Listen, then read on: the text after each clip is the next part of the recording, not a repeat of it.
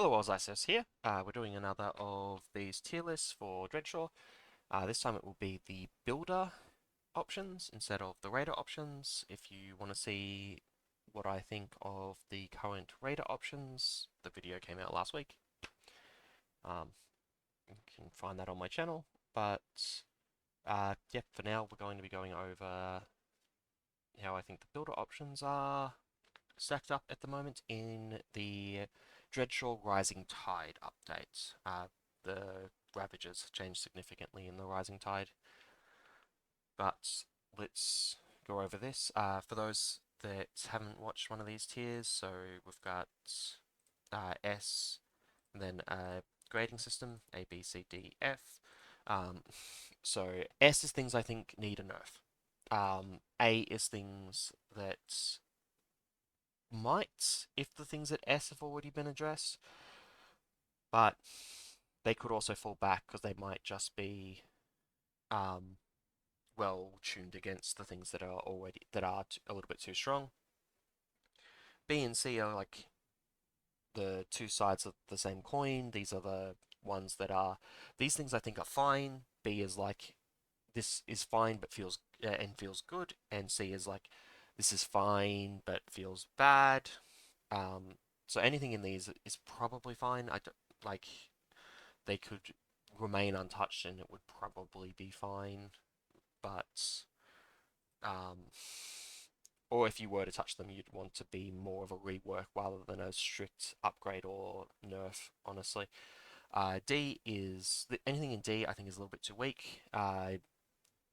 It still has some uses. It's probably a little marginal at that point. And F, I think, is a complete failure. So if something ends up in F, that is a huge problem. That option is basically worthless. Just spoiler, we're not going to have any. We didn't in the Raider one either, because I don't think there's anything that is completely useless currently in Meet Your Maker, but there's always that possibility. So I put it on the tier list just in case.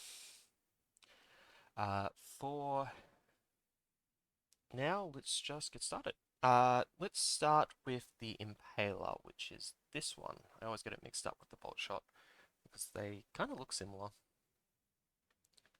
But anyway, uh, I have been known to say that the Impaler is the worst and best trap in the game. It is generally not very useful. It is really easy to walk over. It only has a one uh, block range, so it can't like chase someone down. It doesn't have particularly useful mods, uh, but also it is pretty much the only thing that catches good players because of its short uh, activation time. It only takes like 1 second to activate instead of most traps taking about 1.25, and there's no travel time or anything, so it's yeah, just very good at what it needs to be. And so like it has a use going around, which is why it's in D, not in F, despite the fact it's generally quite a bad trap. Next up, I'm going to throw in the Bolt Shot. The Bolt Shot's also fairly marginal in use.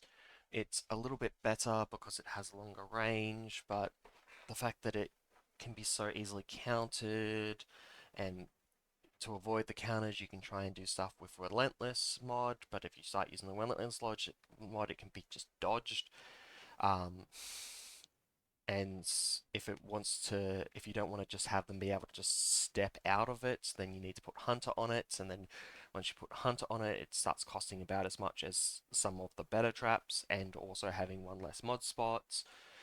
Um, it's generally not that useful. It is hard to make good use of the bolt shots. Uh, it's easy to like throw them down, but it's also really easy to deal with them. Generally speaking, it's not going to be a bolt shot that catches someone um, unless there's something else going on to make it more threatening. Similarly, I'm going to put the sentry beam in here, which is that one. It has a similar problem. it is way too predictable, way too easy to counter, particularly with the arc barrier shenanigans to block it, and the mods now being a little bit more expensive, so you can't just throw them on. Uh, yeah, you start end up using a decent amount of capacity whenever you throw on the mods to it, and they are pretty slow by default, which can be useful. And there are a lot of like shenanigans and tricks you can do with it. There's actually more, I would say, more tricks you can do with the Sentry Beam over any of these traps, uh, over the other traps in the D class, but it's also just harder to get that to set up that situation. Um, they can be fun when it comes up, uh, but it's just they are difficult to use. Uh, for a similar reason is also why I put the Iron Claw down here. Um, Iron Claws, just it's way too easy to deal with. Similar to Bolt Shots, I would say it is actually easier to deal with an Iron Claw than it is to deal with a Bolt Shot. And the fact that the losing to an Iron Claw, like if you get hit by an Iron Claw, you haven't died, unlike a Bolt Shot. If you get hit by a Bolt Shot, you obviously die because you only get one shot. But they have similar activation times. The Iron Claw has less range. Once it's latched onto you, it's even easier to deal with most of the time. It's vulnerable to more weapons. The Sledge Blade can't really swing at the bolts, um, and it's very hard to hit the bolts with of a bolt shot with a plasma bow. But it's really easy to do the same with a Iron Claw. It's way too easy to counter. It's the only thing that's really strong about it is that like half a second when you stop moving initially. The You really need it to be in very particular situations because you're not going to drag them the full way back most of the time. It's very rare for that to actually happen, and even if it does happen, there's no guarantee that you kill them, even if you've got something set up to try and do that. Anyway, that's the end of the D. I'm going to jump into C now. Okay, so we're up to C. So C is the things where I start thinking they're actually pretty good. Uh, I think we'll start with guards first, so I'm going to put the Hornet in here. Um, because of the way guards work, where you actually have a lot more control over them versus other things, I actually think guards, it's harder for them to not have a space, but the Hornets are don't feel great at it. Because yes, it means that you can place them up in the sky and not have things around them. But also, they're really prone to being leashed. Their shots are really slow, so if they're too far away, the shots will never get to the radar in any reasonable amount of time. They do have a little bit of tracking, but it's kind of tiny, and you have to be really close to the shot for it to actually take effect. Um, and the shot just doesn't take up much space, so you can like go really close to it, and even with the tracking, you can still dodge it because if you're moving fast enough, which is a real problem. And also, their armor doesn't cover a particularly good amount of area. Their legs and wings and arms are huge, so just covering the torso is pretty bad. Because of the leashing thing, they basically require short leash, which makes them even more expensive, and they're one of the 70 capacity guards by base, so they're already more expensive for pretty much a like weak enforcer, which yeah, I don't really want to pay an additional 20 for something that's generally weaker most of the time. There's obviously some uses for them, but this is why I put them in the C, where I think um they're reasonable. Like you could build a level based entirely off Hornets. It's not going to feel quite as good as if you were building with something else. Uh, Similarly, corrosion cubes and hollow cubes. I'm just going to cover these at the same time. They're more utilities. like just using them is feels pretty bad. They have a lot of useful mods, but the their like base case is awful. Like you cannot use either of these to do anything by themselves. They are cheaper to compensate for that, but they are still kind of expensive. Um, and particularly with like how holocubes interact with the current difficulty rating, uh, I really badly. Because they count as overlapping traps and traps on the path, which is just awful. Your difficulty rating just spikes up so high when you use them. Um, and corrosion cubes, there's very hard to make use of any of their mods besides probably opaque. And even opaque, a lot of the time you don't need it, although it does effectively make it a solid block, which, yeah, I don't think either of these feel super good on their own. You really need some like really tricky stuff to make them work, which is why I think they can fit in the C tier. The they're kind of situational. They're both kind of situational. Let's go on to B. Okay, for B, I'm going to start with the Warmonger. Um, Armored Warmongers are obviously quite good, but I don't think they're really overpowered. But especially seeing as we've now got the Demo Cannon and the Plasma Bow that both deal with them incredibly well, and then the Vault Lancer dealing with them pretty well, and then it's only really the melee weapons that actually kind of have trouble with them. The and like they don't take some of the mods particularly well because of their short range, like optical implants doesn't really work. They have some weird pathing sometimes, but I don't think it's really ever a big problem, and they're very good at in particular situations with bloodlust or just in large numbers. And I don't think they're particularly overpowered. There's a lot of ways to deal with them. Even just the there's a particular like angle you can get them with the Fury's Edge from the front if you can't get behind them, um, which is strange. And the fact that they kill each other if they're in a horde is really useful and kind of keeps them from becoming too overpowered. Next up, I'm going to go with the Enforcer.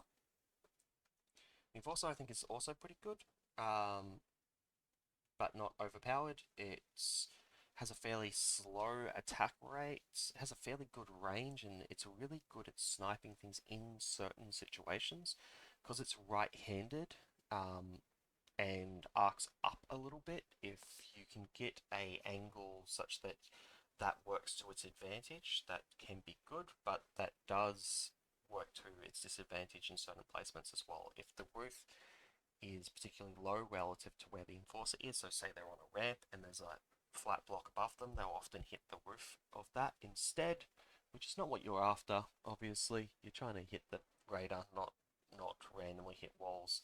And they do fire kind of slow, so there's plenty of time to actually, for the raider to actually deal with them if they need to. But particularly in bulk, they're quite good. Their armor isn't super great, but also they need to be dealt with at a fairly long range most of the time because it's hard to approach them. You can do it, but they can be quite far away. There can be a lot of traps in the way, and that I think is enough to justify them being here. And similarly, I think Ravagers should be here. So Ravagers are basically enforcers that can hit the other spaces that the enforcers have problems with because of the new Ravager spread where it's a circle. Um, they've always fired straight, but the circle pattern actually allows them to hit into those weird corners that the enforcer has issues with.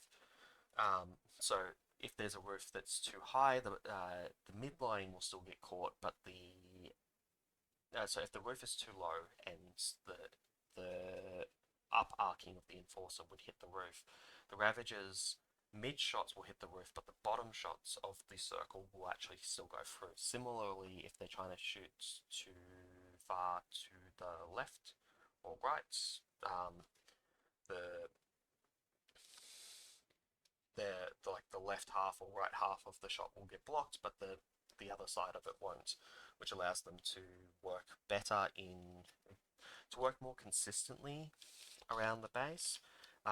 Their downsides of having a limited range of 7 blocks is not really that big a downside. That's quite a lot of blocks. That's quite far away. And the downside of them closing the distance is not generally a downside, because it does mean that a raider that's going fast is going to have a harder time to get to just leave them in the dust, which can happen with Enforcers. Makes them much better in Bloodlust standings, and I think they're in a relatively good spot here. The problem is the big problem with Ravagers and Enforcers currently is not their power level. I think both of those are fine.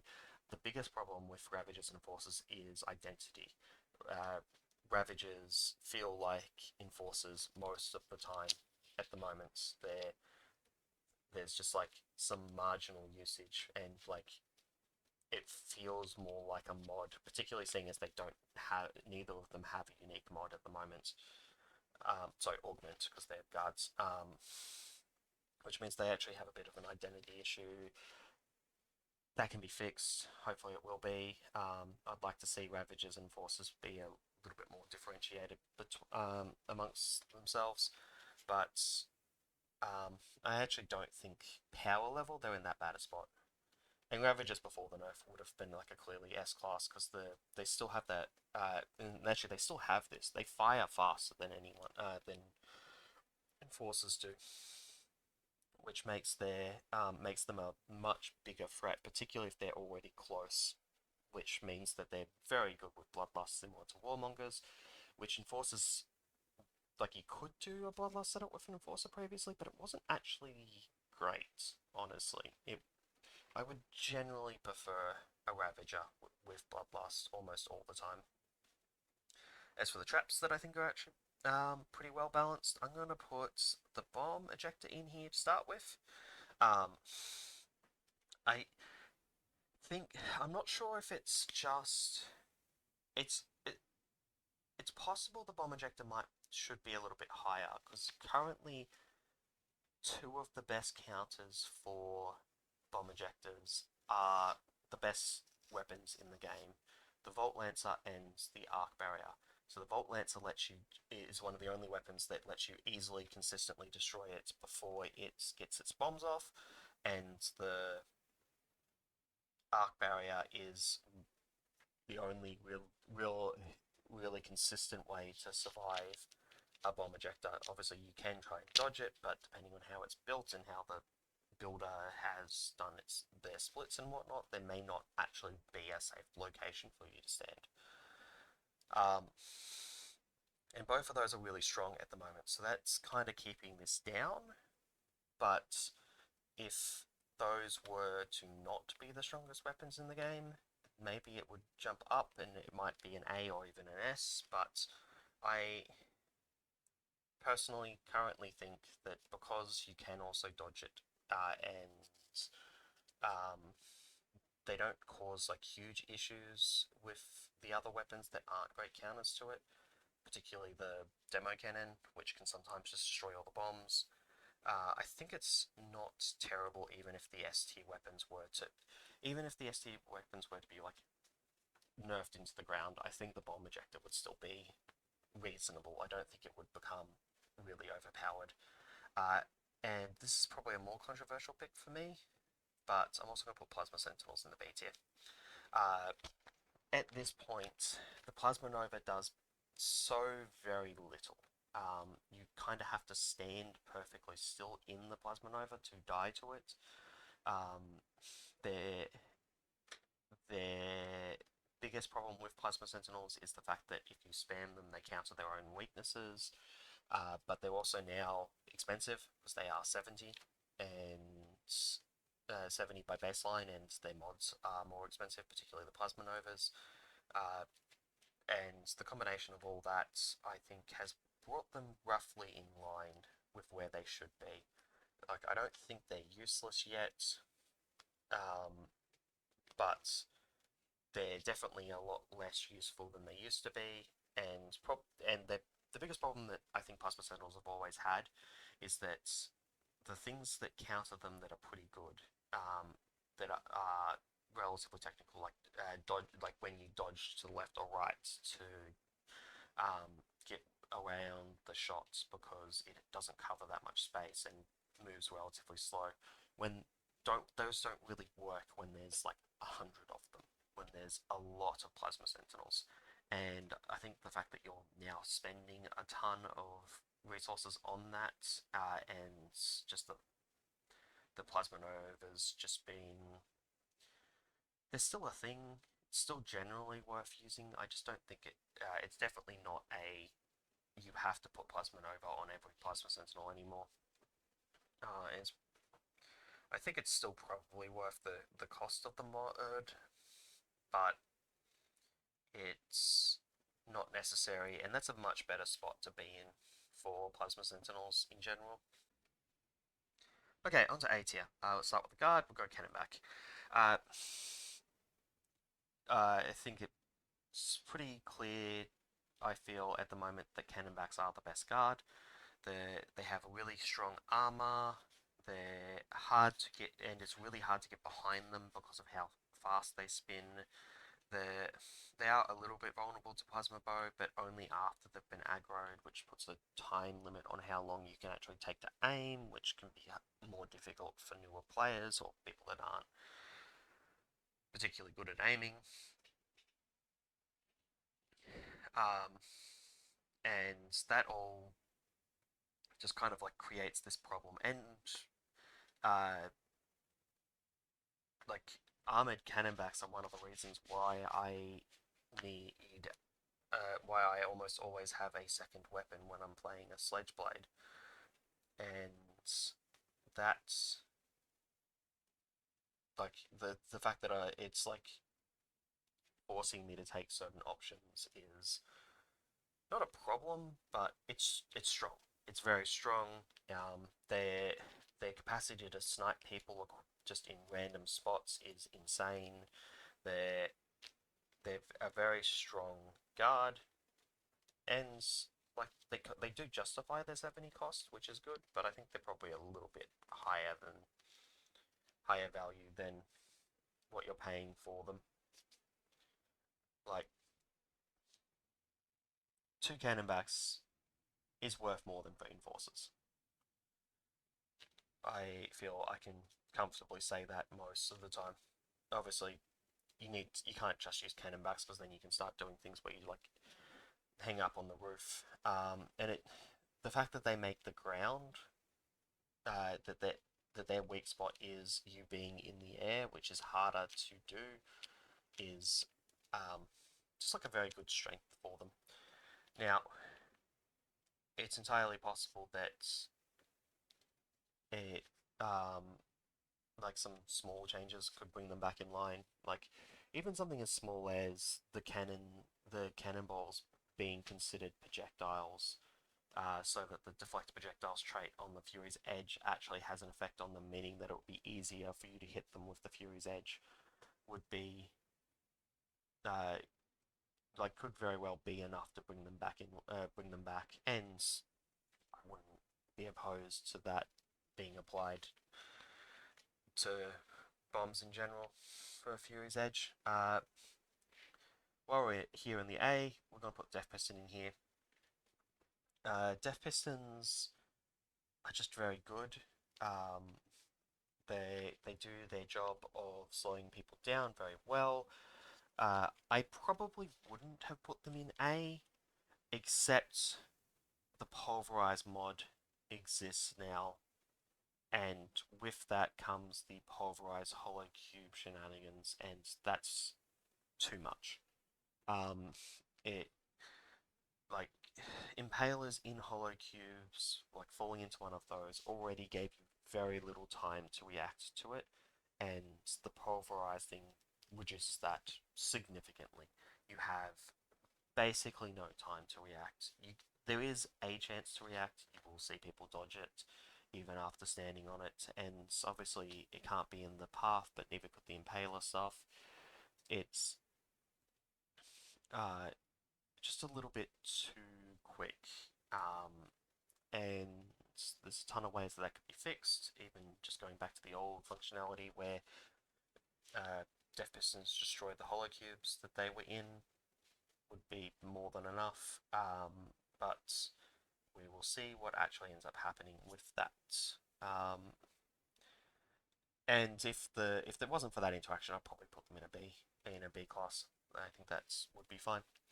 And now we're going to go for the only S tier, which I think is Incinerators. I think the only reason we don't see the community constantly complaining about Incinerators is that most people play with Volt Lancer. They're a trap that can only really be dealt with conveniently with Volt Lancer. Every other weapon in the game actually has some level of difficulty with them. So the two melee weapons technically have enough space that they can, enough speed that they can get to them by default using just a grapple directly at them, but if you go a little bit to the side or you swing too early or because you have to do it at an angle, you have to do your grapple at an angle. If you swing too early, you just won't have time to react and deal with them, and there's no way to recover from that. The moment you've swung and it hasn't lunged, you're dead for both melee weapons. For Falconic Plasma Bow, it's a trap, so it can't be dealt with at all regarding this. With the Demo Cannon, it can deal with these in a lot of cases, but the moment that they're placed like up on a roof or something, they can actually become quite difficult, particularly if there's no easy walls to bounce off nearby, so sometimes you have to like actually push in further into a room with the Demo Cannon and clear it and come back to it, which is not ideal, especially if you're trying to play it safe, and just forcing you to play in a particular way is what the builder wants to do, but it shouldn't be quite as easy as placing an incinerator on a roof. Obviously, it only affects Demo Cannon primary players, but and the arc barrier doesn't even deal with these particularly well because you don't get perfect block off of incinerator flames, and the flames last 4 seconds by default, and even with the Nautilus, the max block duration is 3.5 seconds.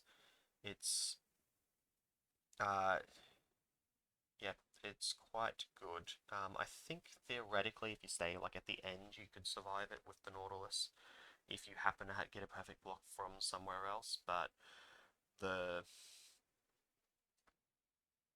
timing on it's quite odd, and if you're worried too much about that, there's a mod that stops it as well, and incinerators just don't need their mods, which makes them generally cheaper than most traps, because paying 70 because you don't need to put any mods on it is generally cheaper than, say, spending 50 and putting 215 cost mods on it to make it actually function. But yeah, it's very strong. The only thing that can really handle it is the Volt Lancer, and that's just because the Volt Lancer is really good in a straight line, and these things only affect a straight line in front of them. And even then, there are shenanigans that can occur that make it difficult, depending on what your full loadout is. So you may not be able to go and grab your bolts if it's, say, hidden in a corrosion cube corridor shenanigan. But all up, it's just very good. If that was the last of the builder options, that's everything. So I will be streaming tomorrow because I can. Um, just probably just doing some meme build shenanigans in the active queue, which shall be fun. But yeah, for now, I think this is my opinion on where the builder options all lay in the Dreadshore update. Obviously not too far until the next update comes out, which we'll see how that goes for balance changes. Balance changes normally come out on sector updates and mid-sector updates, so um, we're only going to wait to the 26th to see if any of this changes, which I'm hoping it does, because this one, the builder options are a little bit too bottom heavy. I think there needs to be some work on some of these traps down the bottom. Uh, and I think that the Raider options are a little bit too top heavy, and I think they could be toned down a little bit, and that would probably be better for the game overall, but we'll see what actually ends up happening. Okay, anyway, until next time.